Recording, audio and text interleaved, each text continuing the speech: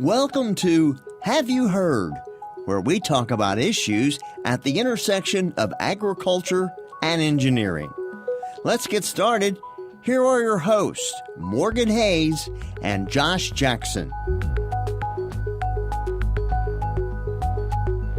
Welcome. This is the Have You Heard podcast. This is episode 75. Today, a little bit about spring fertilizer application on our hay fields. Biosystems, Kentucky, for livestock facility, Doyle County, Kentucky. I'm Josh Jackson, the professor in Biosystems agriculture engineering as well, and I focus on precision livestock farming in my personal life. Raise Western Angus cattle, have some goats, also do some hay. So before we get into today's topic, which is fertilizer, which is a pretty timely one, right? Let's talk a little bit about what's been happening on Last couple of weeks. So we've done some spreading manure, so cleaning off a couple different areas and spreading that manure. So it's kind of that time of year. So not putting on our hay fields because it takes a little bit of time to break down, but putting on our other fields that aren't quite in use, the ones that need a little bit of love, but they're just our pastures. Yeah, I think maybe for anyone who's not familiar, the manure, especially if it's got a lot of organic in it, it tends to bind up nitrogen. It actually tends to slow down release, which is wonderful if you late summer, mid to late summer application of nitrogen. The challenge is if you want grass to jump early, it can actually slow the process. So it's a little bit of a trade-off. Manure is a valuable fertilizer, good for organic matter. Yep. Lots of P and K in it typically. But if you want nitrogen, sometimes it can slow down the absorption just because it has a lot that will attach to those nitrogen particles and hold them. So that can be a little bit of a challenge. But like you, we tend to apply most of our manure on pasture that our cattle go onto, or sometimes we'll do fall application, pretty aggressive fall applications, and we'll hold some of it until then, even knowing that we're going to get nitrogen from it. Yeah. It just tends to off gas. But the more stable P and K are really good for the pastures, and there's enough time for them to absorb, get into the soil, provided that you have enough ground cover on that it's not washed away with big rain events. Be really nice ground to. Yeah, and we applied some manure. I did some work on our manure spreader. So this weekend I spent time making sure so we don't cut a lot of our strings off. We could take some of them off, but apparently we don't miss them all. So they accumulate in the manure spreader. Yeah, they wrap is what they do. Yeah. They wrap up and they're very frustrating to get off. You either have to cut all that twine with a really dull knife, because that's usually what you have with you, or you have to unwrap them, neither of which is particularly. So we end up, because it's wrapped up because we have the flails, we end up having to get the saws all out essentially, and also have our sharp knives. Well, you guys are not messing around then. Yeah, you guys quite a bit. We got plenty of string on there, so we pretty much hit with the sawzall, pull out what we can, spin it a little bit, hit with the sawzall again, knife, and so we have to. Sawzall seems to work, so it's not too aggressive. We're taking into our metal there, but that's what we found. It seems to work, and then also went and looked at some lands for the kids for this week for the show season. So, did you pick any out? We picked a couple out, so Okay. We'll see. We're going to pick them up. When they get weaned, we'll go pick them up. So just looking at them, kind of selecting out a couple for the kids, and it's always a good thing. It gets them something constructive to do. That 3 that you have now? 3 lands. We're looking at maybe 4 this year. Okay. Who's going to show the 4th? Probably Giovanna. Because she's the champ. She's the champ. So we have there's 2 boys and 1 girl, and that girl, she knows how to show. She knows how to show a lamb. The other 2, they're out there. They're learning. Yeah, they're learning still, even though they're older. I always encouraging for me to hear the youngest and the one that's in charge. It's the one that's in charge of the sheep, because she takes it seriously and is out there focusing, and the other 2, they have a good time. So. There you go. Well, I mean, even if they're just having a good time, they're still learning. But it's pretty funny. She did very well, I think, last year. Oh yeah, she did very well. So we have kind of expectations for her this upcoming year. There you go. How about you? What's been going on your way? Oh man, all kinds of things are going on. We're just starting into spring calving, so spring calving checks they started this past week. So Okay. no calves yet on the ground, but we've got a number of cows that are close. You can kind of tell when they're getting close. There's a number. I would expect this week that we will see our first calf. Okay. Other than that, we went to a auction a couple weeks ago and bought a new to us chute and tub system. Okay. That I'm excited about. All right. Which farm you gonna throw them on? The rented farm right now has tub system on it, but no chute. Okay. So we transport our chute back and forth. So the tub works, but I don't love it.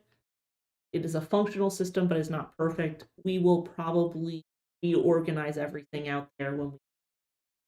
Okay. I mean, not everything. I mean, the catch area is the catch area to some, but Right. there's work to be done. Make this a little bit more functional. That we will actually for a pad with the. I'd like to have a scale there. We don't have, but we have enough cattle there. We pride check their calves off of that farm. There are reasons to want some. Right now, just wean. That's another thing that's happened. A couple weeks, we calves have to haul the calves. Then we have to get them through a facility at a second spot to get weights on them. Okay. And that's just I don't know if it's exactly extra work, but it's maybe not the most efficient way to do Additional some of additional stress for the cats. So you wean them. Additional stress for them to transport. Then also have to go. go Yeah. through it's not even a full shoot because I usually don't even put the shoot in the front when I go. I have a self catch, but I just Okay. use it like a gate. I stop them with it and then I release them Okay. so they don't get caught with their heads. But I still need a. I That's just a personal thing for record keeping. I like to have. So this will allow us not to have to transport that shoot all over the place. We will have something there if there's an issue. There will be something to catch a cow on Right. that farm safely without having to haul in the chute. And as you know, when it gets to this time of year, it's dicey. You have to haul anything with mud. So Right. a new to us system. I think Okay. I'm pretty excited about it. It's new to us. It's probably 8 or 10 years old, but it was unkept and Right. anyway, that's a big thing. I'm trying to think what else has been really happening. Most important to discuss. I mean, we're just sort of I said this before the show. Should we like tongue in cheek? Should we call it early spring? But it feels like early spring right now. Grass is greening up. There's things that we're doing. We're cleaning up fence lines. We're Yep. getting things ready for the season. One of those things that we're getting ready for is fertilizer application. I know you've been playing around with. We talked about the manure, but fertilizer application is our topic. Yep. And so we did our dedicated, actual commercial fertilizer. So we did that probably early March. So And we ours is going on this week. So I said I still wanted to wait till the 15th. I know we get enough these potential events middle of March that I was sort of trying to wait till closer to April 1st, but it's going the grass is growing so much right now that even with a couple cold days this week, we bit yeah. the bullet and just called our fertilizer. Okay. So sometimes we apply ourselves, but for our initial application for all of our acres, we have 80 acres. Okay. I know for us, we're a lot of times we do so prior to the fertilizer. So I said we did the March 8th. We do our soil sampling in February. Yep. So we soil sampled pretty much all the different farms. So pretty much all but maybe 100 acres where we kind of can actively manage and just see where are they from a NPK standpoint, lime standpoint, and really we have a couple that need some lime, so like those will get dedicated lime before they get any nutrients. So Yep. balance the pH, then we apply nutrients. There's been a couple places where we've sometimes in the past applied urea just to like it needs Push a a lot of little bit of things, but just something. push a little bit something, get some grass out of it, and we know it can produce. A lot of times we're working we apply ourselves. So that could be Mhm. frustrating to some degree. And so Oh, I can see where it'd be definitely beneficial to get another individual to apply it for you, just because you're getting a buggy, and a lot of these buggies have been maybe driven hard, and so there's some places that take very good care of their buggies, and other places that don't. I think even places that take good care of them struggle where a lot of stuff challenging on them. So even places Yep. that do a good job, there can be issues. And the other challenges we figured out, when we planned March 8th or so, was that we were the first ones to use the buggy, so it hadn't had a Uh, lot of you hadn't seen. It's like it should work. Let me know if there's any issues, kind of thing. So that was another challenge, was that hadn't really been gone through the paces yet. that's fair. Yeah, because we are still ahead of crop season. So that is one of the reasons that we are applying. So with the weather like this, we'll start looking at putting crops in the corn and beans go in. The opportunity to have someone spread fertilizer on fields, smaller acres, like Yep. we become very low on the totem pole, Yeah. which is okay. So that's one the other reason that we usually target early April, but this year we're just going to do it a few weeks. The one challenge I will say is that we do our soil testing in the fall, and we usually apply a lime every other year. So last year we did not fall of 23, but fall of 22, we applied lime. So fall of 24, this coming fall will be another lime application. That's just based upon the fact that we usually well, Yes. and since we're hiring that done, we just try and cover all the acres every other year. It So we did some soil testing. Honestly, nothing looked terrible. If it had been really bad, we would probably reevaluate putting fertilizer on. Nothing is way out of whack. So everything that fertilizer. Okay. Um, I think that that will be good. We have a couple fields that I would have liked to do overseeding or fall drilling, not actually Okay. broadcasting of clover. But with the drought this year, we didn't do that, and so we'll push nitrogen and PK as needed, and we're going to hit sort of oddly what we think all the fields. Since Okay. we're getting it done commercially, we're going to give them one application rate for fields so they can mix the whole tank.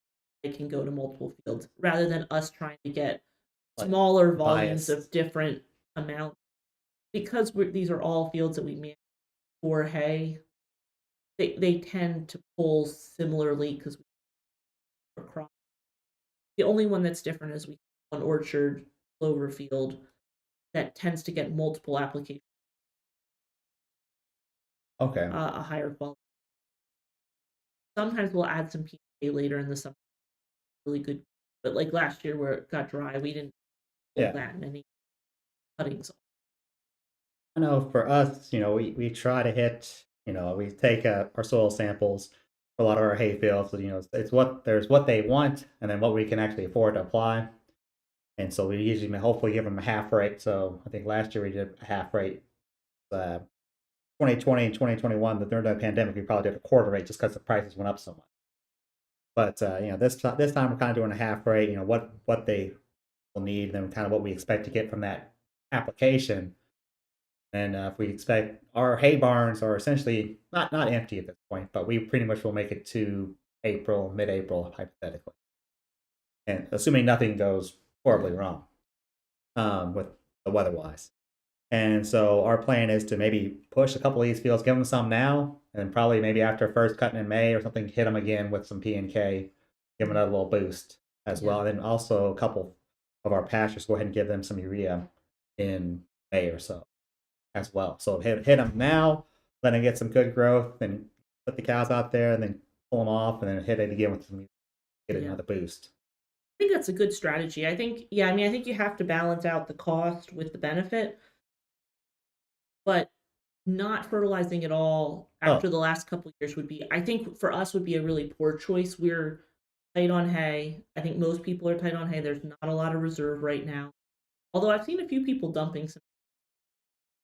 I watched sell.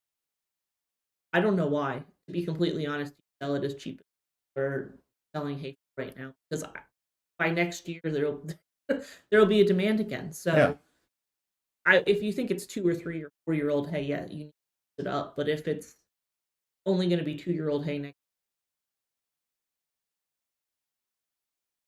place, Store it, um, yeah, store it some way, and make sure you get good mineral.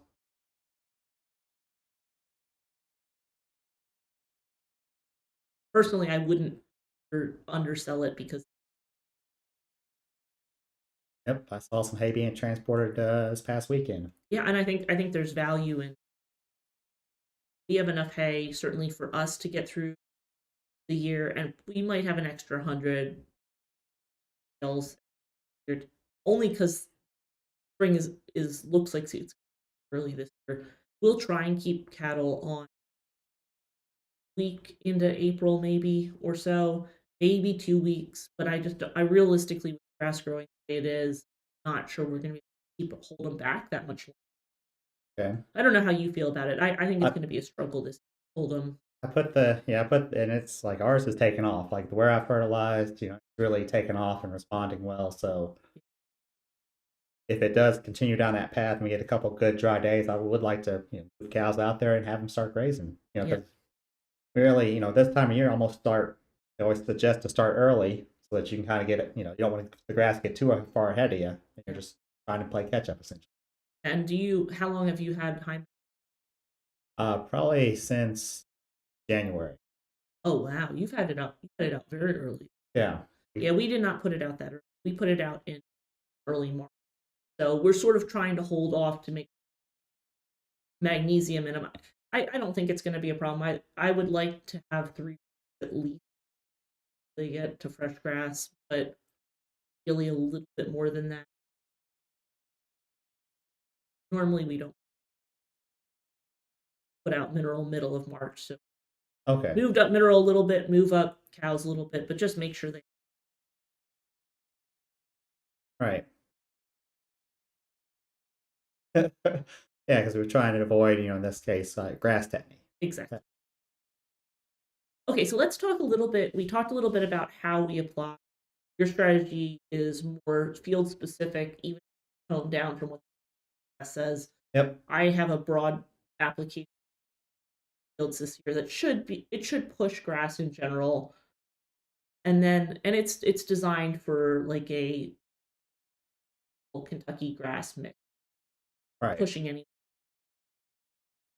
One of the reasons that I have that application, I've had so much frustration with buggies getting uniform. And I'm not actually that bad at running lines.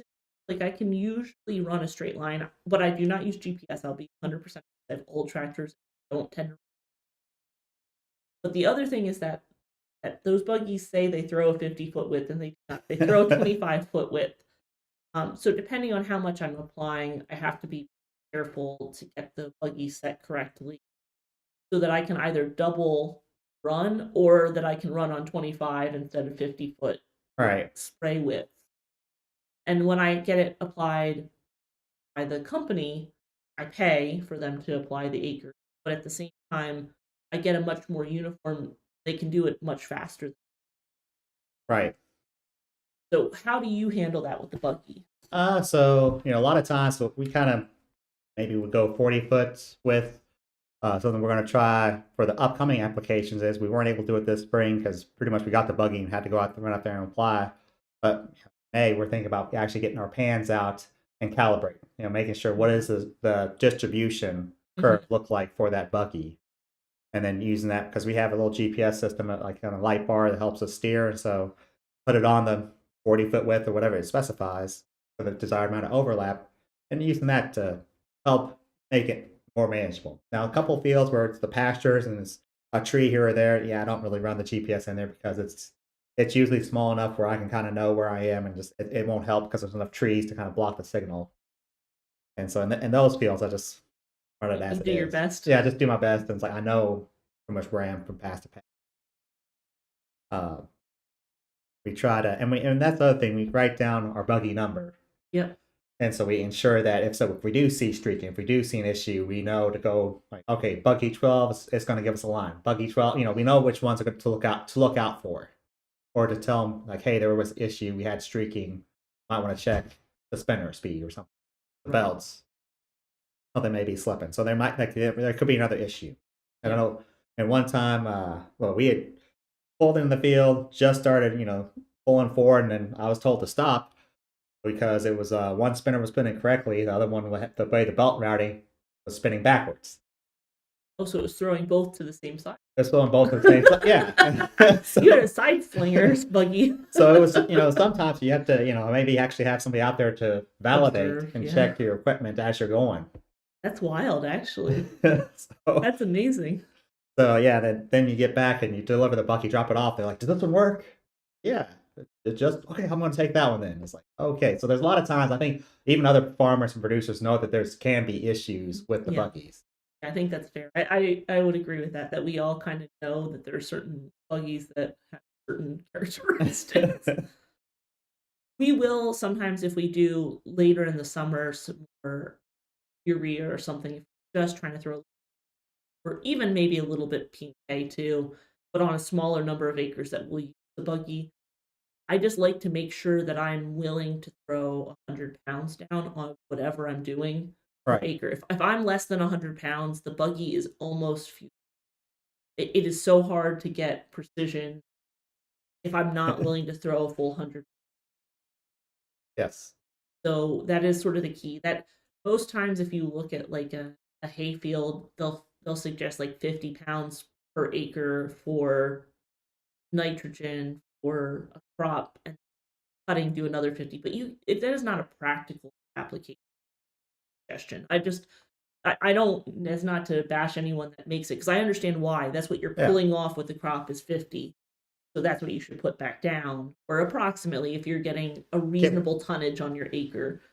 But from an application standpoint, you need 100. Like that's realistic for application. So if we know we're going to get 3 cuttings, we might do an application 100 pounds later in the get nitrogen push grass back out in a field. But we have to sort of know that we're in a good enough season where Yeah. there's a chance for a third cut and some regrowth in the fall, and we know that some of that nitrogen is going to go to regrowth in the for that grass for spring.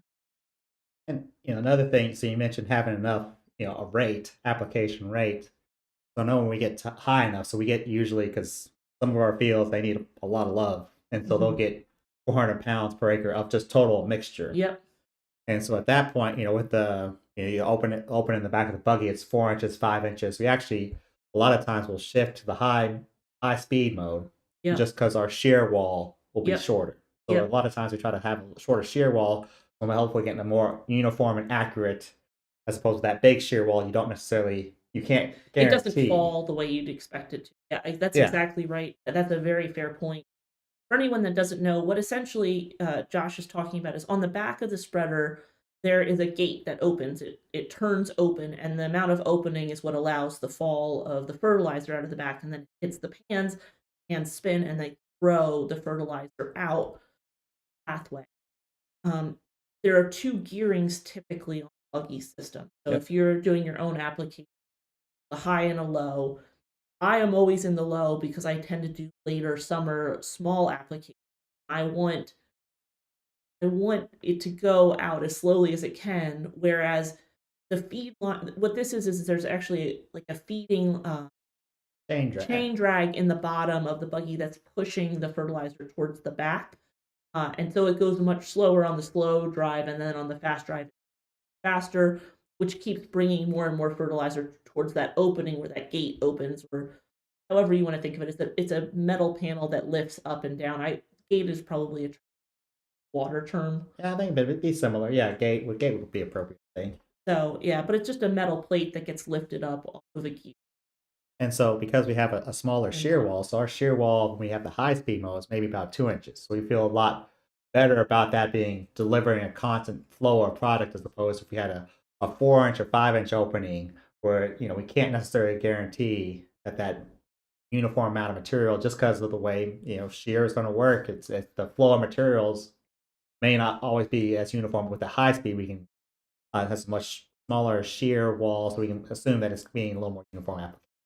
Yeah, that's a very fair point, and probably one that people that do this are really familiar with. But if you've never really used a buggy before, these are pretty hard concepts to grasp. And the first time there's not a lot of information out there about how to set them up. But there is a nice table on the back of the buggy. Yep. It is usable. You can figure out what you're doing to some extent, and Google is your friend. Yep.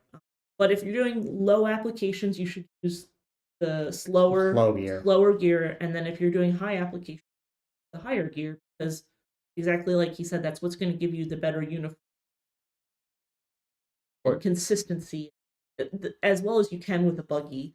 With yeah. the caveat that the buggy is not going to be as a sprayer system that on the crop fields, or even the spreader trucks that some of the companies that buy fertilizer, all of them with the GPS system Yep.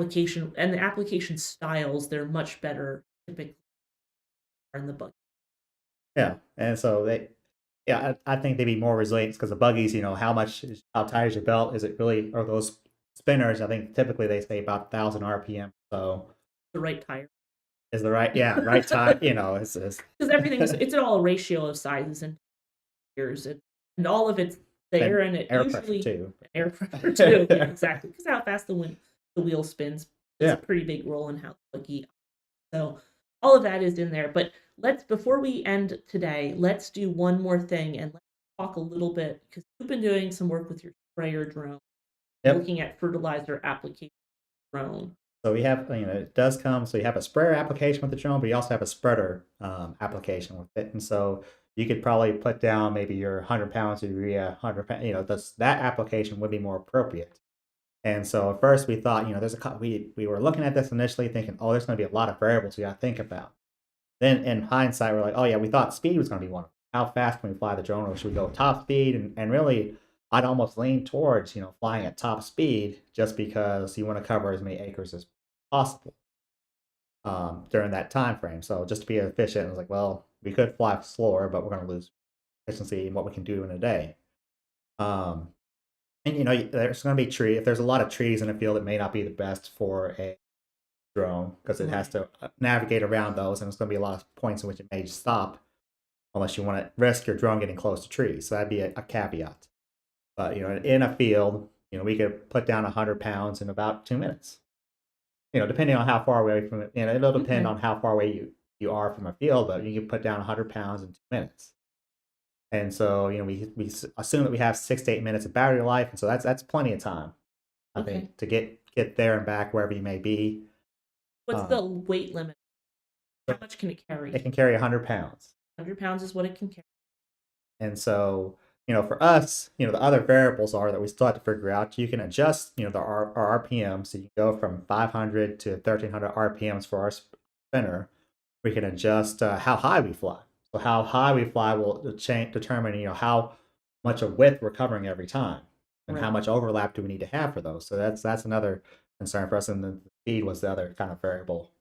We said, well, then maybe that was not as much as variable as we thought it was going to be. You have to be efficient with your time and battery. You're going to probably go as fast as you can. Makes sense. So the only question that I have is how concerned are you with like drift and things like Um, I'm somewhat concerned. I mean, maybe and that's the thing. I've been looking at the past about week or so. We've had about 9 mile per hour winds almost every day. So Mhm. the optimum. I'd like to be below 5.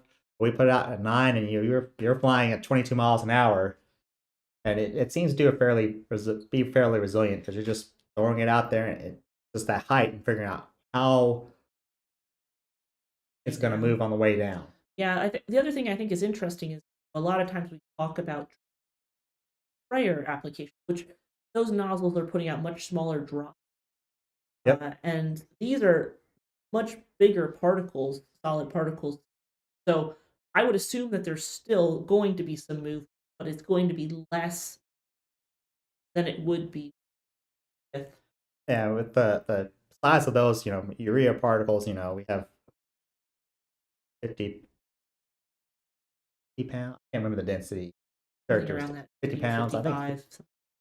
And so it's going to spread fairly uniformly, and it seems to be fairly robust, I think, against the wind. I mean, a Okay. lot of times, and we can adjust that if we want to fly with the wind, depending on our field shape. We can fly with the wind or against the wind. We can fly so that we kind of minimize that effect of the wind. So I know Yeah. for calibration, from a calibration standpoint, a lot of times you have to go with the wind pattern if we're Yeah. doing So if the wind's calibration. from the south, you would go from south to north or from north to. Yes, as you're flying. So you can adjust your flight patterns to match that, or if you really want to, like the field's long east-west, you can still fly east-west and just know that maybe some of yours gonna blow Maybe you towards it. just.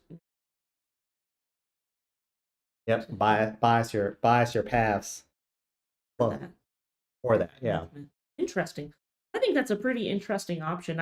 Certainly for me, that's something I would consider, especially as we get, because like I said, the buggy I don't love for later summer application. I'm forced to put 100, even if it's 50. And Yep. so, like on a year like last year, where I would have liked to put a little extra down, but with the drought, I was concerned about putting nitrogen down, wasting it. Yeah. Uh, and 100 pounds seems like an excessive amount to put down, and it could become dry here in about a week. So Oh it's a yeah. pretty quick Yeah. changeover with our soils. So that's something just sort of to keep back of your decisions. How you're going to apply it, how uniformly it's going to apply, what a reasonable application rate is, Mhm. what volume you need, cost out different. So like 10 or 20 acres is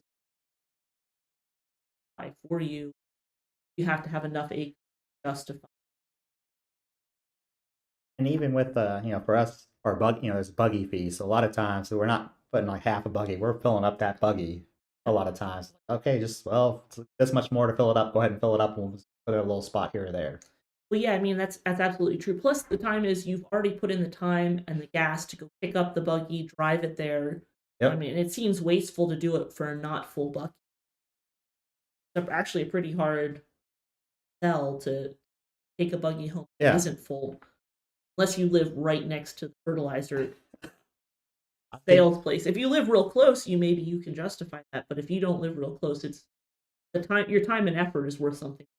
I've seen a couple producers do it, but they were on hillsides, and so maybe now with the drone, maybe that'd be more appropriate for them Yep. when they're talking. Look at these hillsides; they were getting 1,000, 2,000. They were getting a ton in the buggy just because of the hillsides.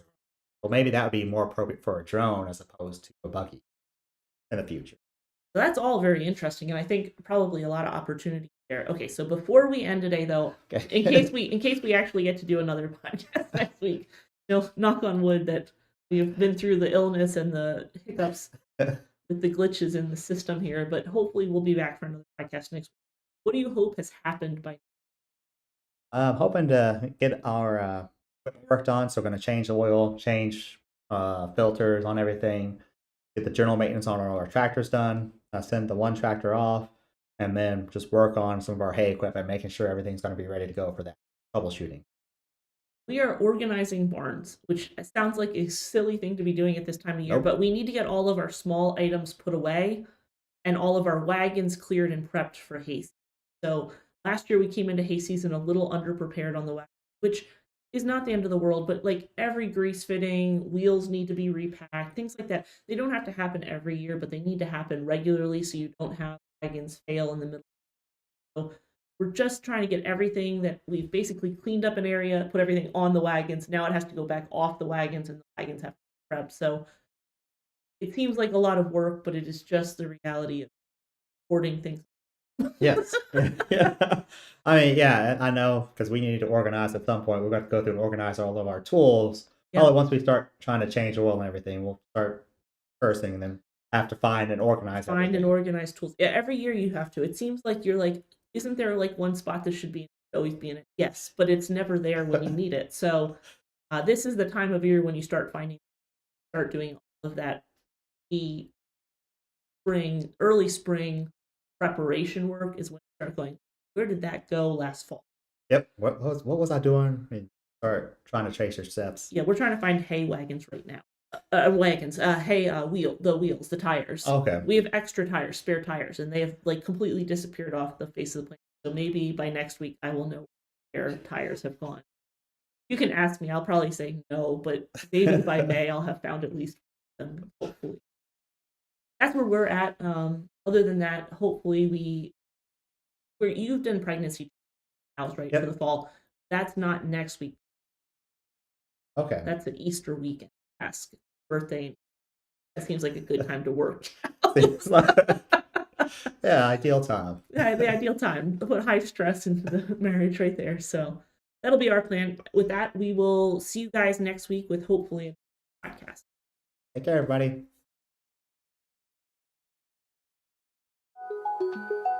Have You Heard is a production of the University of Kentucky College of Agriculture, Food and Environment, along with the Department of Biosystems and Agricultural Engineering.